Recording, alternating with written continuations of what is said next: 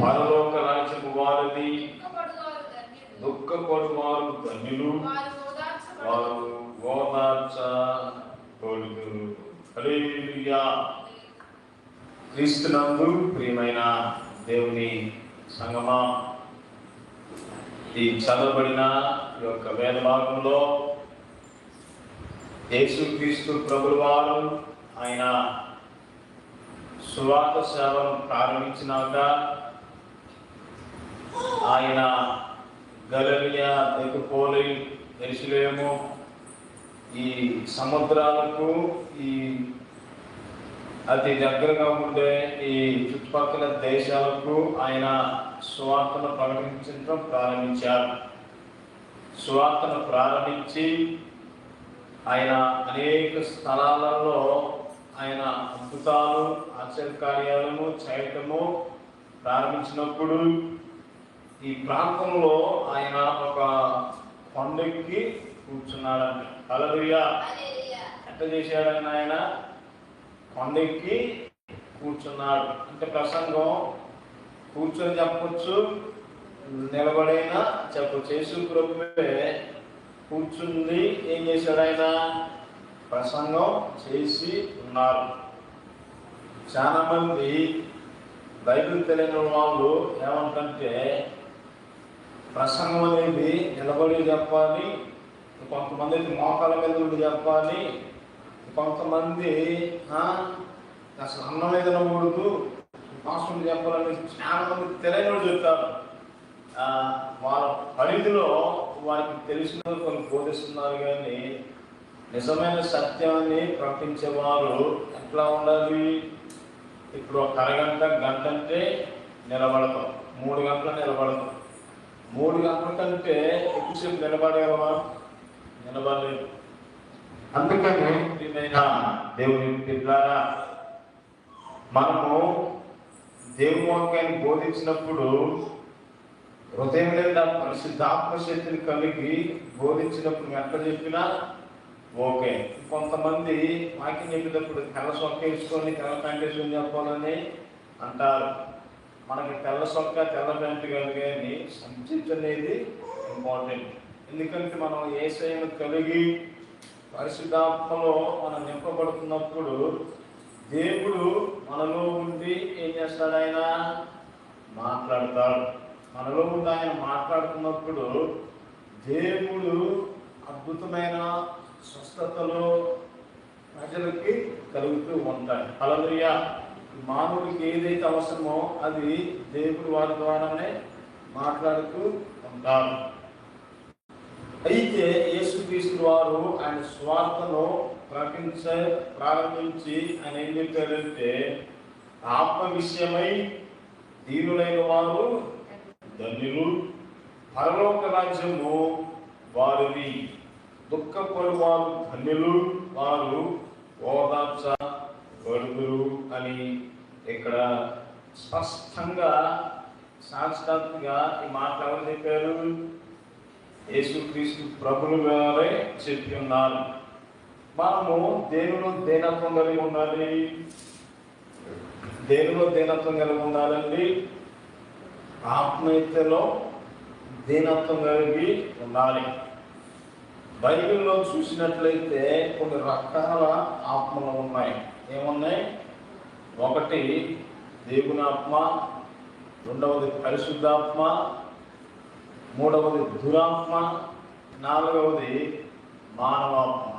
ఎన్ని ఉన్నాయి? 4 వచ్చాయి. ఇంకొన్ని బ్రహ్మపరుచు ఆత్మ అనేది కూడా ఉన్నది. అయితే వీటన్ని మనం ఏ ఆత్మ కలిగి ఉండాలంటే పరిశుద్ధాత్మను కలిగి మనము ఉండాలి. పరిశుద్ధాత్మ శక్తి ఎంతమందికి ఉన్నది? మనందరికీ పరిశుద్ధాత్మ అనేది ఎంతో ప్రాముఖ్యమైనది.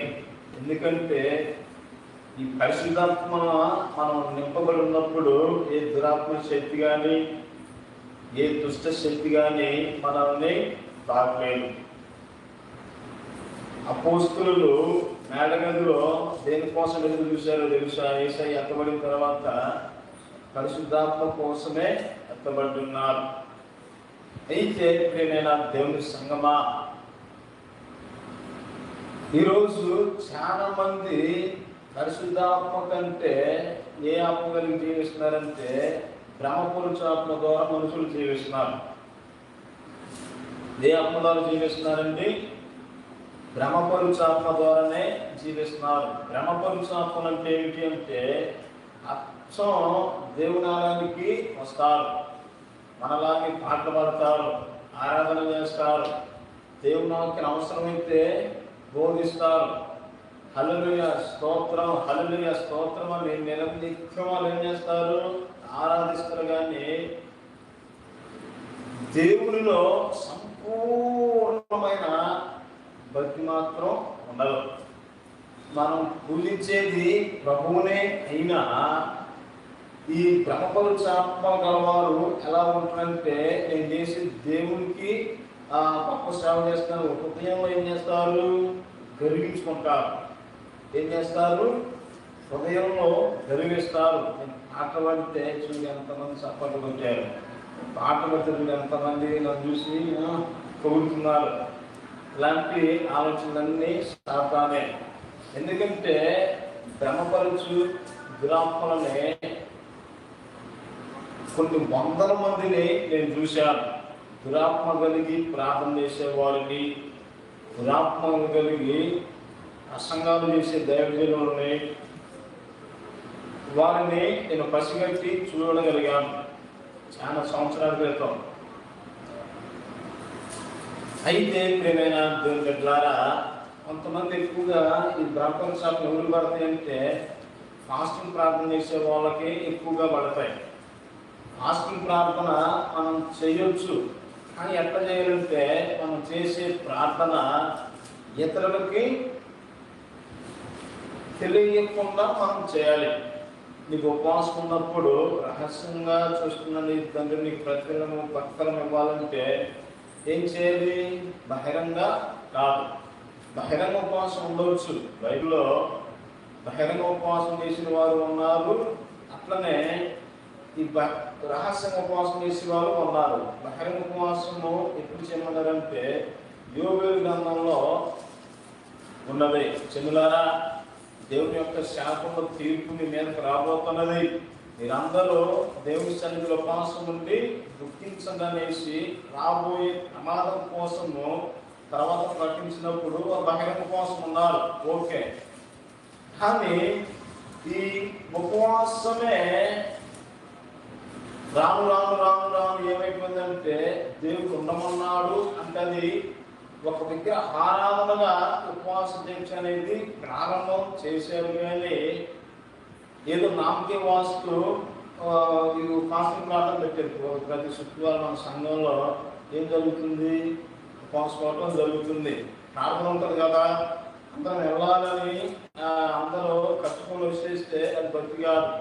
ఈరోజు ఉపవాసం ఈ ఫ్రైడే రోజు ఫాస్టింగ్ ఉండాలి కాబట్టి నిజంగా నా హృదయంలో బాధ, నా మనసులో వేదన అంతా నేను ఏసైకి నేను మాట్లాడాలనేసి ఈ హృదయంలోని దేవుని ఆత్మ ప్రతిష్ట చేసుకొని దేవుడికి కనెక్ట్ అయి వచ్చినట్లయితే దేవుడు దీవిస్తాడు. హల్లెలూయా.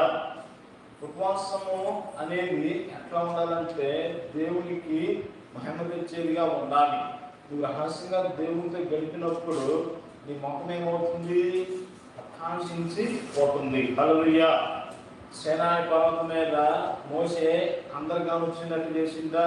ఒంటరిగా చేశాడా?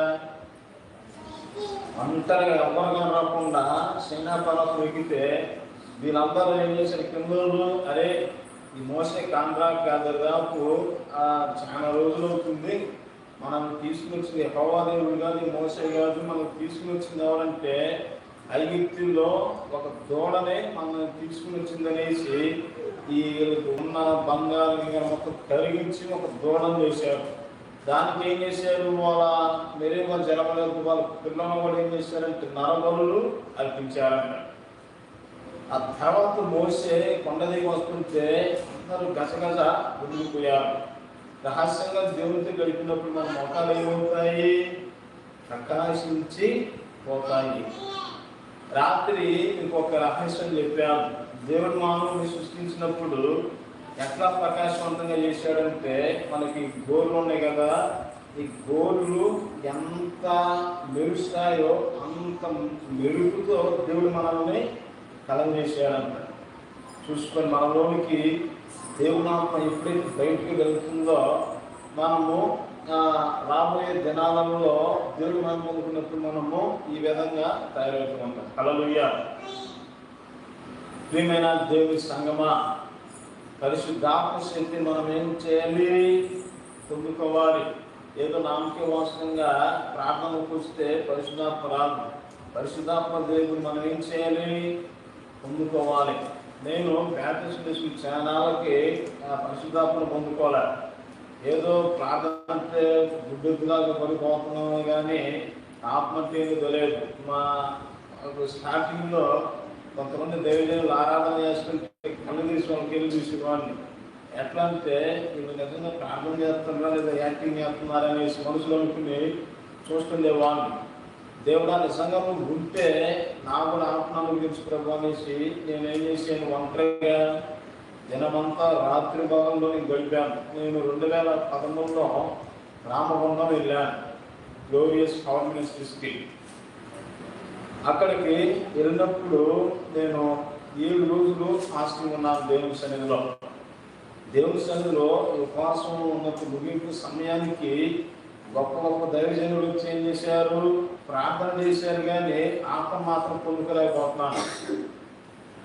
ఇట్ట కాదనేసి ఒక రాత్రి అంతా ప్రార్థన చేస్తే పరిశుద్ధాత్మ దేవుడు నన్ను దాకిన్నాడు. హల్లెలూయా, హల్లెలూయా.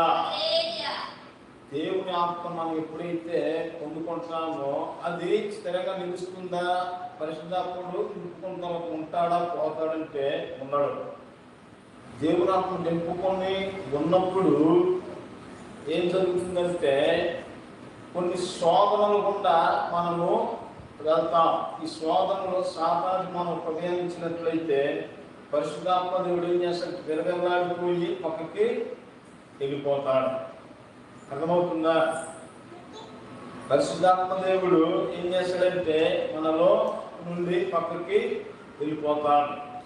మరి ఈ ఉన్నాత్మని ఏం చేయాలి? ఉన్నాత్మని ఇంకా రగిలించాలి. హల్లెలూయా. పరిశుద్ధాత్మను ఇంకా నువ్వు నింపుదలతో ఉన్నప్పుడు అన్ని భాషల దేవుడు నీకు ఇస్తాడు. ఈ అన్ని భాషలు మాట్లాడినప్పుడు దురాత్మలు కాలిపోతాయి, సాతాను శక్తులు కాలిపోతాయి, చేతబడి శక్తులు మంత్రశక్తులు అన్నీ ఏమవుతాయి? అడ్రస్ లేకుండా కూలిపోతాయి. ఇది దేవుడిచ్చే వరం. ఒక పరిశుద్ధాత్మను పొందుకున్న నీ చుట్టూ ఎంత దురాత్మ శక్తి నిన్ను ఏమీ చేయలేదు. ఎందుకనే ఆత్మ లేని వాడు నా వాడు కాడనేసి దేవుని లేఖనం సెలవిస్తుంది. నా తరంలో నేను చాలా మంది దురాత్మ పట్టిన వారిని, అనేక చేతబడి మంత్రశక్తులతో పీడించబడుతున్న వారికి ప్రార్థన చేసినప్పుడు కాలిపోయి ఉన్నాయి. నేను బయటకి ఎక్కువగా చెప్పుకోవడం నాకు ఇష్టం ఉండదు. ప్రార్థన చేసినప్పుడు అనేకమైన అద్భుతాలు, ఆశ్చర్య కార్యాలు, మహోన్నతమైన కార్యాలను నేను నా కళ్ళ నా ప్రార్థన చేయడం ద్వారా నేను చూస్తున్నాను. నేను ప్రార్థన చేస్తే ఏదో మనుషులకి కనపడాలని, నటన చేయాలనేసి నాకు తెలియదు. రహస్యంగా దేవునికి మనము ప్రార్థన చేసే అలవాటు. అర్ధరాత్రి ఎప్పుడు మధ్య మెరుపు వస్తే నేను మా భార్య అర్ధరాత్రి ఈ దేవుని సన్నిధికి వచ్చి మేము ప్రార్థన చేసుకొని వెళ్ళిపోతాం. ప్రియమైన దేవుని బిడ్డలారా, దేవుని ఆత్మ అనేది ఆయన తనకు ఎవరికి ఇస్తారంటే ఆయన కోసం కనిపెట్టి ప్రార్థన చేసే వారికి ఈ ఆత్మను అనుగ్రహిస్తాడు. దేవుని ఆత్మ మనం ఏం చేయాలి? పొందుకోవాలి. ఇంకా కూడా చూసినట్లయితే దురాత్మ అనేది కూడా ఉంటుంది. ఈ దురాత్మలో ఎట్లా పనిచేస్తాయి అంటే అంధకార శక్తులుగా అవి ఏం చేస్తాయి? పని చేస్తాయి. అసలు సాతానులు ఈ దురాత్మలో ఎలా వస్తాయి తెలుసా? మీరు ఇప్పుడు కూరగాయలకి వెళ్ళారా? కూరగాయలకు చేయండి, అందరూ వెళ్ళి వాళ్ళే ఇలాంటి కూరగాయలు కొనుక్కుంటాం. అన్నం తినేటప్పుడు ఎంతమంది ప్రార్థన చేసుకునే అలవాటు ఉంది? భోజనం చేసేటప్పుడు ప్రార్థన చేసుకునే అలవాటు ఎంతమందికి ఉన్నది?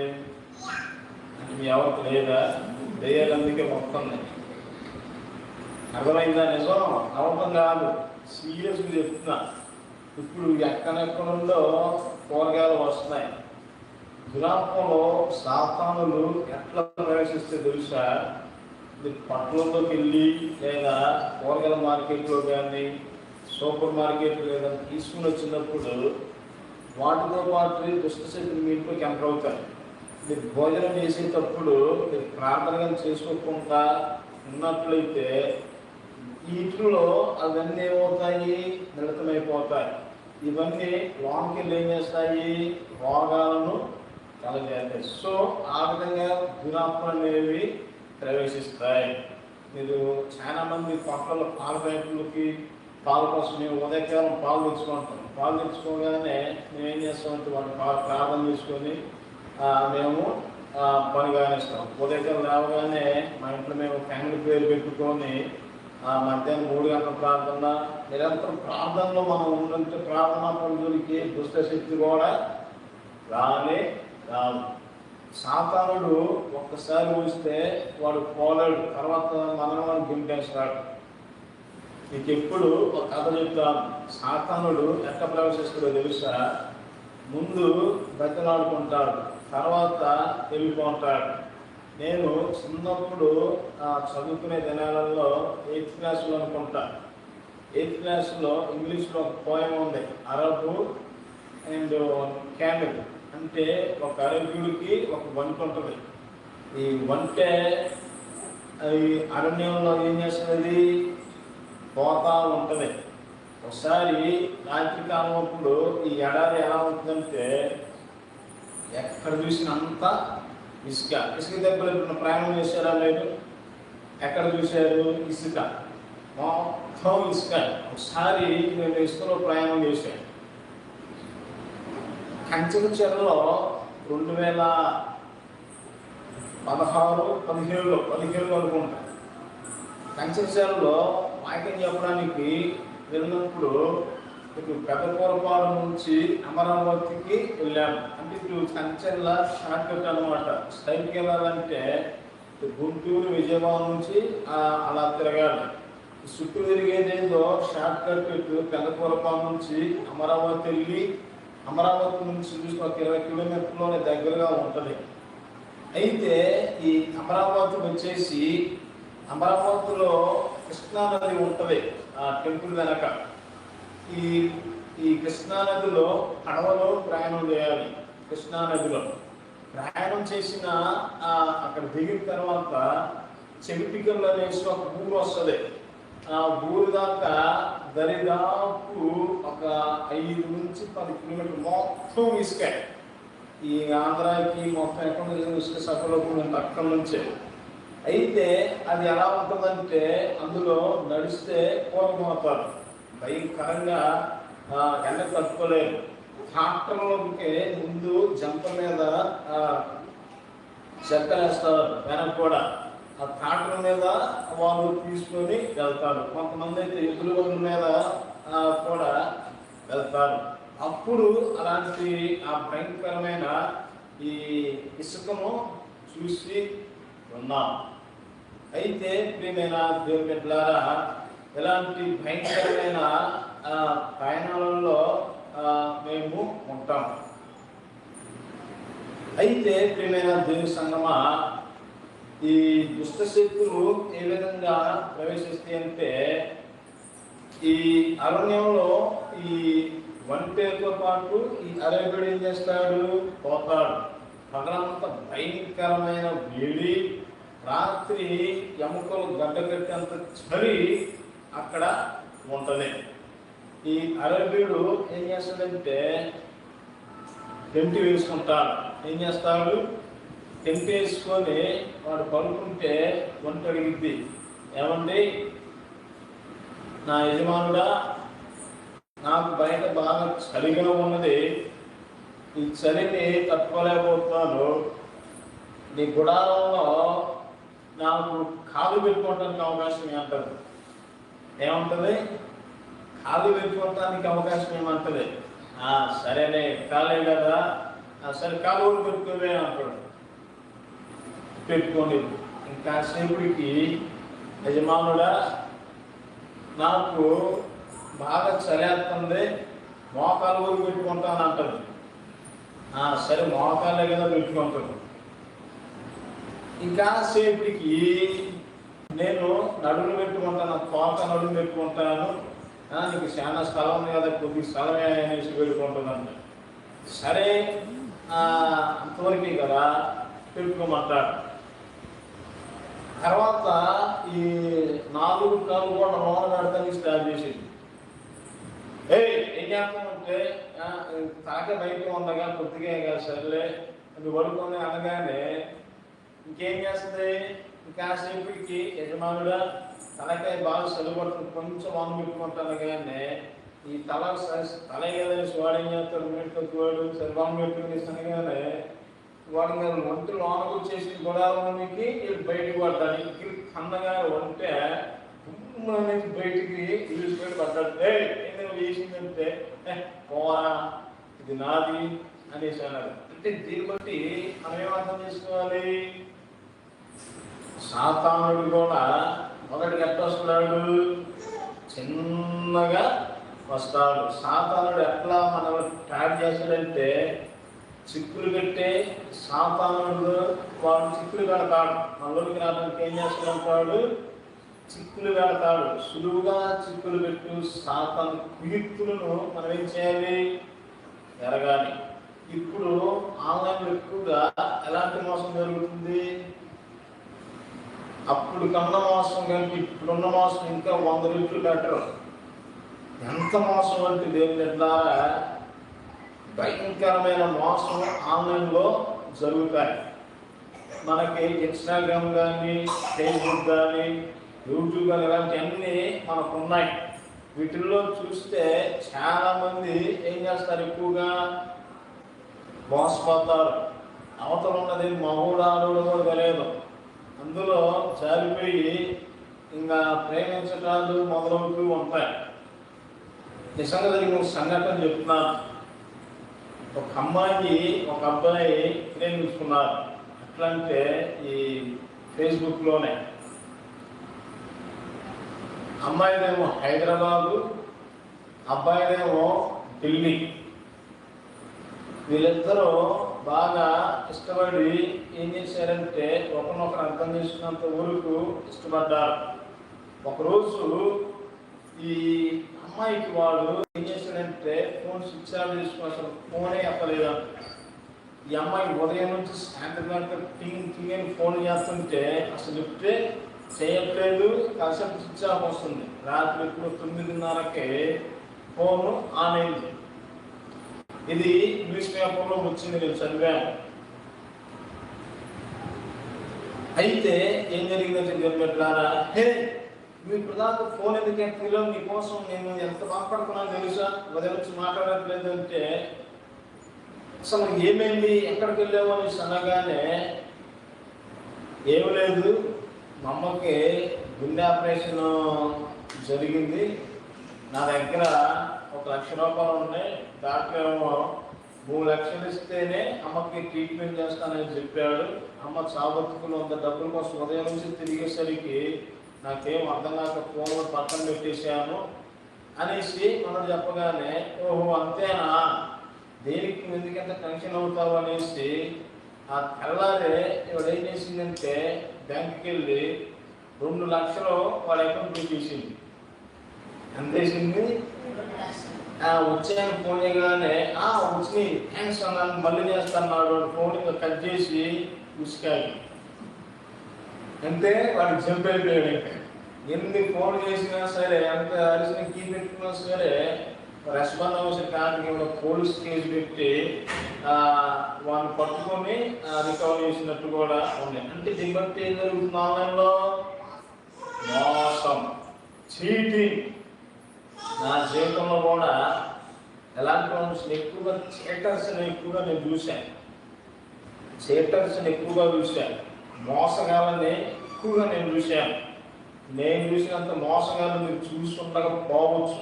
ఎందుకంటే నేను అనుభవపూర్వకంగా చెప్తున్నాను. అలాంటి వారి కుగింపులో పడి మరణం నుంచి కూడా దేవుడు కాపాడటం కూడా జరిగింది. చాలా మంది ఫ్రాడ్గా ఉంటారు. మీరు దయచేసి ఫేస్బుక్లో ఇలాంటి వాటిలో దయచేసి ఎవరిని నమ్మవద్దు.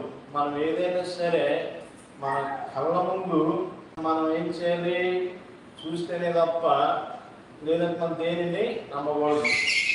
సాతానుడు మనల్ని ఎట్లా ట్రై చేస్తాడంటే మనం నమ్మించే మోసం చేస్తాడు. గ్లోరీ ఎలాగట్టు ఎట్లా మోసం చేస్తాడండి? నమ్మించే మోసం చేస్తాడు. ఈ నమ్మించేది చాలా జోక్స్గా, కామెడీగా మీరు ఊహించిన అవసరం లేదు. దీని గురించి చెప్పాలంటే మనకు ఇప్పటికీ సమయం దాటిపోయింది. దేవుని చిత్తం అయితే దీని గురించి రేపు మీకు ఇంకా పూర్తిగా వివరించబోతున్నాను. మీరందరూ రేపు మిస్ అవ్వకుండా దేవుని సన్నిధికి రావాల్సిందిగా మీ అందరికీ మనం చేస్తూ ఈ మాటలను ముగిస్తున్నాను. దేవుని ఆత్మ, రెండవది దురాత్మ. ఇవి ఎట్లా క్రియ చేస్తాయో రేపు దినాన ఇంకా లోతుగా మీకు వివరించబోతున్నాను. దేవుడు మీ అందరినీ దీవించి ఆశీర్వదించను గాక. ఆమేన్. ప్రార్థన చేసుకున్నాను. పరిశుద్ధుడైన తండ్రి, మీ ఘనమైన నామానికే స్తోత్రం. అబ్రహాం, ఇస్సాకు, యాకోబుల యొక్క దేవా, ఈ మాతో ఉన్నందుకు వందనాలు, కృతజ్ఞతలు తండ్రి. ఇంతవరకు నాయన మీరు మాతో మాట్లాడుతున్నందుకు వందనాలు. ఆత్మ విషయంలో మేము దీనులుగా జీవించినట్లు సహాయం చేయండి. ఈ పరలోక రాజ్యం మీ బిడ్డలందరికీ అనుగ్రహించమని వేడుకుంటున్నాను. అయ్యా, సాతానుడు వేసే ప్రతి చిక్కుముళ్ళు కీర్తు నుంచి మమ్మల్ని విడిపించమని నేను వేడుకుంటున్నాను. ఈ బిడ్డలకు వ్యతిరేకం గుర్తించబడిన ఏ ఆయుధము వర్తలేదు నాయన. సంటి బిడ్డలను, చిన్న బిడ్డలు నాయన, ఎవరిలను మీరు దీవించి ఆశీర్వదించండి. అయ్యా, ఎవరైతే అనారోగ్యంతో ఉన్నారో, ఎవరైతే కుటుంబ కలహాలతో ఉన్నారో, ఏ నామములో వారికి బిడ్డల కలుగుగా కారణిస్తున్నాను. నీ బిడ్డలకు వ్యతిరేకం గుర్తించబడిన ఏ ఆయనము వర్తలేదు నాయన. మహిమ, ఘనత, ప్రభావాలు నిర్వహించమని యేసయ్య నామములో అడుగుతున్నాం తండ్రి. ఆమేన్, ఆమేన్, ఆమేన్. మన తండ్రి అయిన దేవుని ప్రేమ, మానవుడైన యేసుక్రీస్తు కృప, పరిశుద్ధాత్మిక సహవాసం కూడిసి మనందరికీ కలుగును గాక. ఆమేన్, ఆమేన్, ఆమేన్. హల్లెలూయా. అందరికీ వందనాలు.